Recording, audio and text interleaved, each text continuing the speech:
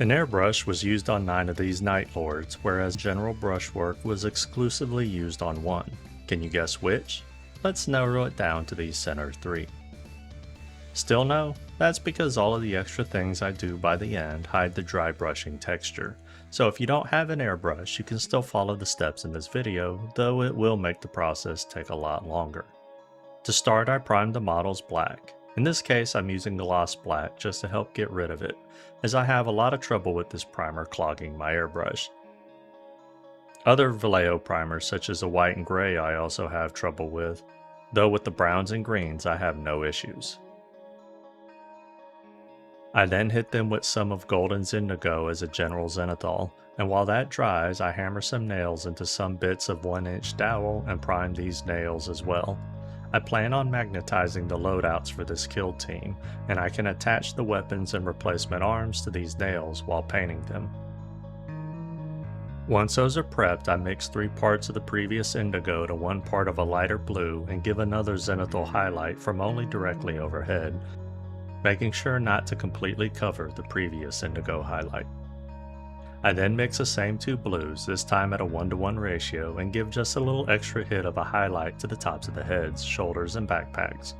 For now, these look much bluer than I'd want for Nightlords, considering they're supposed to be midnight clad and they're looking like they're starting to approach the Ultramarines, but they'll get toned down before it's over with.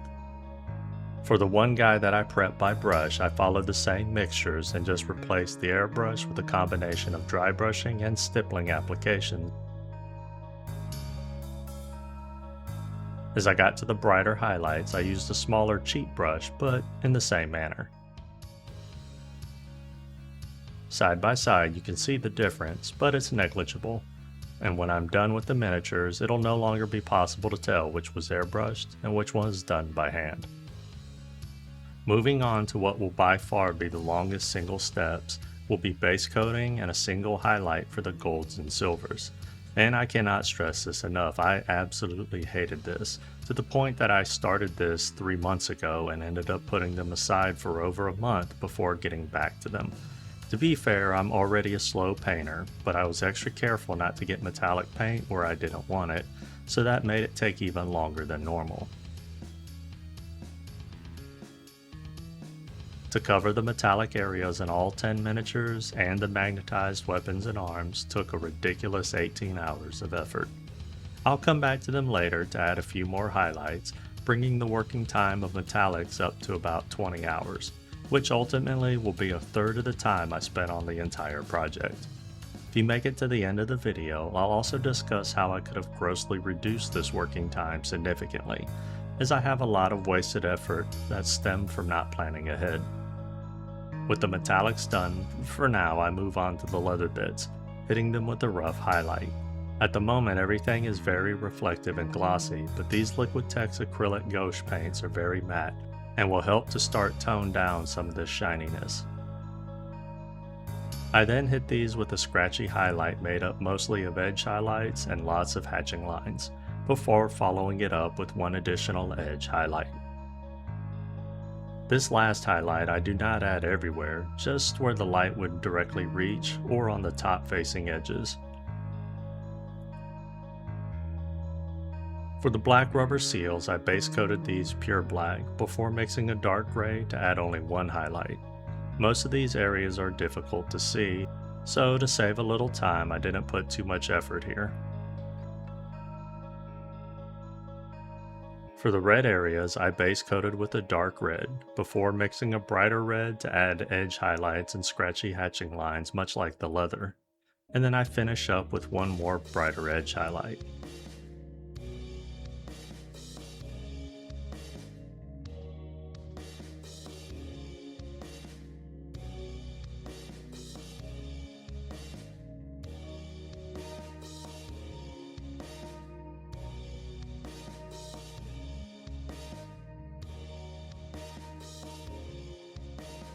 Jumping to the exposed regions of the flesh, I start with a base coat of peach everywhere. I'll ultimately end up with 3 skin tone variations across the miniatures, such as on the stitched together cloak, but for now I start with the same base coats and initial highlights for all of the flesh tones.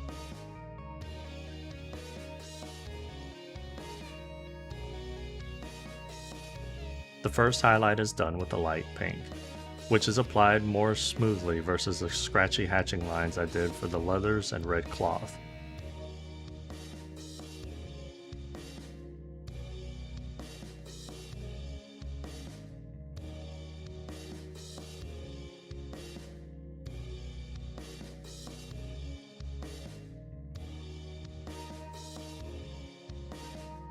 The final highlight for the flesh is done with an off-white.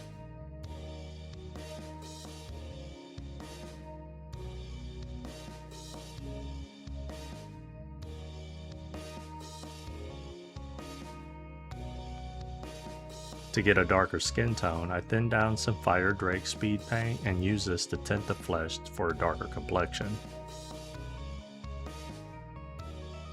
And then I repeat this with Peachy Flesh to get another variation. I finish up the flesh for now by adding a glaze of magenta to the shadows. In retrospect, adding warmth to what is clearly not warm flesh anymore didn't make sense, but I did it anyway.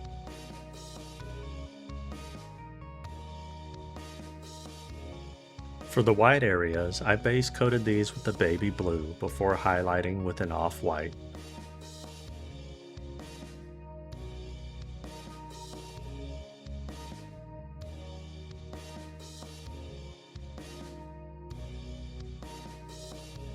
I then added an additional highlight of pure white before coming back with some thin speed paint, in this case bony matter, to give it a more worn and less polished appearance.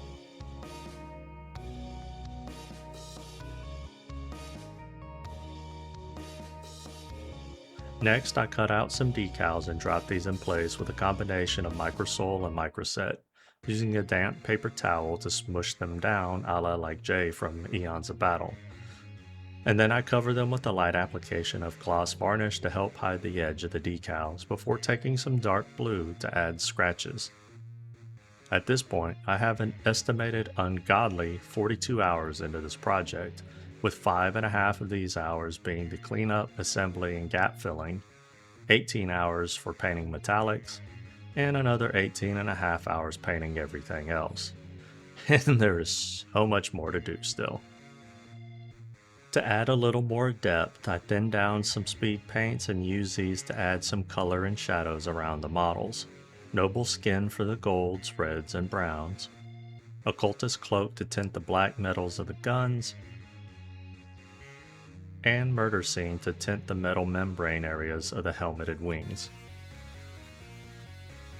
I then grit my teeth and embark upon what will be the second single longest part of this project, being the dark blue armor highlights and the lightning freehands. I do edge highlights of a much more vibrant blue on any upwards facing edges or where light would reach, as well as sketch out the lightning designs. Then I follow up with a baby blue, the same one that was used to base coat the white elements, as a thinner edge highlight, and highlight the start of the lightning and dot in some random areas. With an off-white, I sparingly highlight the upper edges towards the top of the model or where light would strongly reach, and then I add some additional brighter areas on the lightning, though careful not to completely cover all of the work already done. With pure white, I dot in some even brighter areas at the base of the lightning bolt designs. The armor and lightning highlights took a painful 7 hours. Since I'm already destroying my soul with some of the more tedious parts of the project, I go ahead and return to the metallics and finish the final highlights on them. Some dark silver for edge highlights and scratches for the black metal of the guns, a brighter silver for the gold highlights, and then some super bright silver for, well, for the silvers. This final metallic work added an additional 2 hours. Here I tried something new and risked adding Bloodspatter across these butchers. I was very nervous about doing this considering the hefty time invested already, but I had an idea in my head and this would be a major part of it. With some glossy blood effects from the old Army Painters War Paints line, I use an airbrush to spray flecks off the brush, first testing on a paper towel before committing to the models. For those without an airbrush, you can use a toothbrush to achieve the same effect, Though I'm not showing the toothbrush work here, I will show it later in the video when I add Bloodspatter to the bases. While I have the airbrush out, I hit the models from below with some red tones. If you're wondering why the models were attached to paper clips on the bases, this is why, to allow for easier anti-zenithal spraying. The idea I had in my head was to use the void shift bases, with a red underglow coming from the warning klaxons on the below deck, and the terrified Imperial shipmates seeing these Nightlords bathed in red, unsure of how much of that red was from the warning klaxons, or from the blood of their friend and fellow crew. Here, unfortunately, was where I hit my first massive hurdle outside of the time being committed to the project. My airbrush started acting up and would spray fine for a little bit, then randomly spit flecks everywhere. The 3 colors used ended up being too bright, and I ultimately hit the models again with a bright red speed paint from below, which led to my other hurdle. I usually don't wear eye protection due to the negative air pressure from the airbrush booth being enough. However, in this case, the speed paint really jacked up my eyes, leaving me with a pink eye-like eye infection that lasted for 3 weeks. But it mostly fixed all of the speckling issues from the previous 3 anti-zenithal sprays. Moving on to the bases, I base coat these black before adding several shades of gray highlights that focused more towards the outside, before ending with an edge highlight and a glaze of dark blue towards the middle. For the Bloodspatter, I use the same Army Painter Blood Effects paint and stipple this lightly with a ragged brush before using an old toothbrush to flex spatter patterns. I finish up the bulk of the base work by blacking out the rim. Nearing the finish line now, I mix a brown oil wash for the golds, reds, and flesh, a black wash for the silvers and blue armor, and then after about 45 minutes I moisten some Q-tips with mineral spirits and gently remove the oils from the upraised areas. For the glowing bits, I drop in some white ink and let this fully dry before dropping in red ink.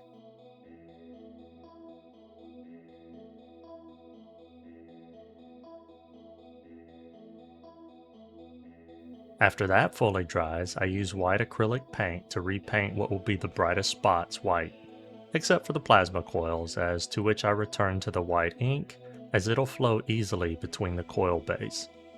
Once everything is dry, I add a little fluorescent orange over the white. And just for the plasma coils and lights on the bases, I added a very tiny amount of yellow fluorescent paint to brighten it up even more. For the giant eyeballs, I blacken the socket first, before painting in a sclera with an orangey red, and then giving it a pure orange iris. A black serpentine slit is then painted in for the pupil. And then I finish these eyes up with just a little gloss varnish over top to give them a little more reflectiveness. At this point I can snip away the paper clips, leaving just a little bit hanging down to act as a pin for the base. I clean any excess glue that might be on the bottom of the foot before using a metal scribe to punch a starter hole on the base. I drill this out next. This starter hole will prevent the drill bit from jumping around the surface of the base and scratching up the paint. With some super glue, I gently press each model in place and add a little more super glue from below. As you can see, there isn't much room under the base, so having a longer pin folded underneath, which would be ideal, is not realistic with these bases. I snap a few of the magnetized bits in place and they're looking pretty good. The only model that was a real pain to put on these bases was the one with the claws, as I had to cut off the rock that he was jumping from and paint the bottom of his foot with some black, before I could pin him onto the base as if he's running instead of jumping. After approximately 60 hours of effort, from unboxing to attaching the final model to a base, I can finally rest knowing that my buddy's little pansy team of Fire Drake themed Tempestus will be nothing more than cannon fodder beneath the murderous rampage of these Nemesis claws. This is where I stopped. Let's jump right into the lessons learned, starting with don't be a dumbass like me and wear eye protection when airbrushing. Having to rinse your eyes out every 30 minutes due to all the snotty discharge, and having to stumble blindly to the bathroom to dissolve the gunk gluing your eyes shut every morning with hot water was not a pleasant experience. Aside from that fiasco, I wish I spent less time doing highlights on the lower body where the anti-zenithal of red would end up being the most prominent. That would have saved me hours and hours of effort, and is definitely something I'll take into account with future projects. I also wish I had painted the lightning freehands on multiple of these units on different parts of the armor, for the same reason, as the red zenithal covered large portions of the lightning, resulting in more wasted time and effort. I didn't care for the yellow on the plasma coils in retrospect, and the red and orange likely would have been enough, though I could have maybe darkened the topmost parts of the coils instead of adding the yellow. And my final major gripe would be the glossiness of the blue paints from the golden line that I chose for the armor during the airbrush steps. I wish I instead used matte paints, though in person it's not as bad as it's trying to take pictures of them when it comes to the glare. Now for the things that I do like, the red glowing eyes of fluorescent paint is incredibly striking and really does look like it's glowing. I also especially like the baby blue and whites used to paint the white areas, particularly the shoulder pads with the large bone or skull motifs. The tones for the scraps of human flesh and upper torso suspended on the staff looks pretty good as well. At first I was hesitant to have red clothing, red blood spatter, red glowing effects, and a red zenithal OSL out of fear that it would be too much, well, red. But with the rest of the miniatures being dark and muted in comparison, I feel that it narratively captures what I wanted, of a marauding band of Nightlords on an Imperial ship butchering the crew. The red warning lights flashing desperately in time with the warning klaxon, bathing the Nightlords in an eerie glow from the deck below. The remaining survivors, unsure of how much of the red sheen of the midnight-clad armor is the strobing light, and how much of it is the blood of their friends and fellow crewmen. And that'll bring this video to its end. I hope you learned something or inspired to start your own band of rampaging Dracula and Batman-esque murderers skinning prey after emerging from the darkness in midnight clad. If you have any questions, feel free to ask, and if you like the content of this video and would like to see more, you can easily support the channel by liking, commenting, sharing, and subscribing. I'm Jim with Working With Miniatures. I'm truly grateful for your time, and I bid you a fond farewell. Until the next video.